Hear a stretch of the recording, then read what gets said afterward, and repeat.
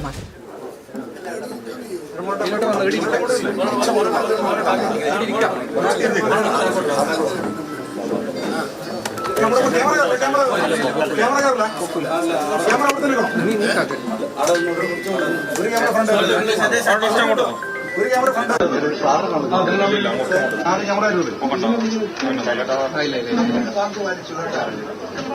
പ്രചരണം ആരംഭിച്ചു.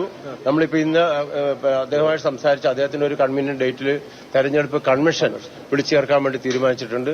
അത് ഇന്ന് വൈകുന്നേരം കൊണ്ട് അതിന്റെ പ്ലാനിംഗ് ഉണ്ടാകും. ആ കൺവെൻഷൻ അദ്ദേഹം പങ്കെടുക്കുകയും അദ്ദേഹത്തിന്റെ സാന്നിധ്യത്തിലാണ് കൺവെൻഷൻ ചേരുക.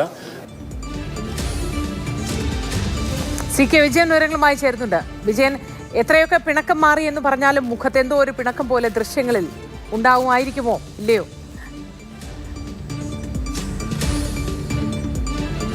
സ്വാഭാവികമായും അതൊക്കെ ഉണ്ടാകും എന്ന് തന്നെയാണ് നമ്മൾ കരുതുന്നത്. കാരണം അത്രമാത്രം വേദനിച്ചിട്ടുണ്ട് കെ സുധാകരൻ എന്ന കാര്യത്തിൽ സംശയമില്ല. പക്ഷേ ആ വേദന അവിടെ നിലനിൽക്കുമ്പോൾ തന്നെ അദ്ദേഹം UDF-ന്റെ സ്ഥാനാർത്ഥികൾക്ക് വേണ്ടി പ്രചരണത്തിന് ഇറങ്ങും എന്ന കാര്യം പ്രഖ്യാപിച്ചു കഴിഞ്ഞു. ആദ്യം അത് TO മോഹനോടാണ് പറഞ്ഞിരിക്കുന്നത്, കണ്ണൂർ അസംബ്ലി മണ്ഡലത്തിലെ UDF സ്ഥാനാർത്ഥിയോട്.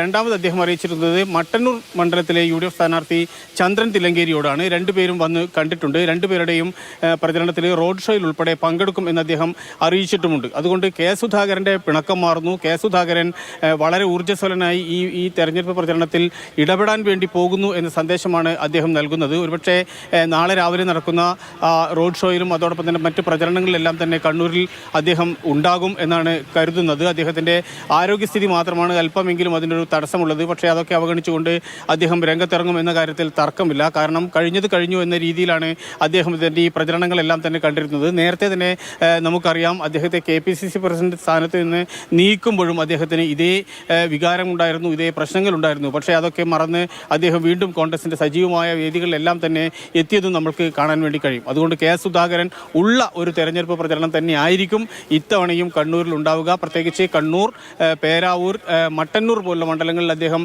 എന്തു തന്നെയായാലും പ്രചരണത്തിന് ഇറങ്ങുമെന്ന കാര്യത്തിൽ സംശയമില്ല.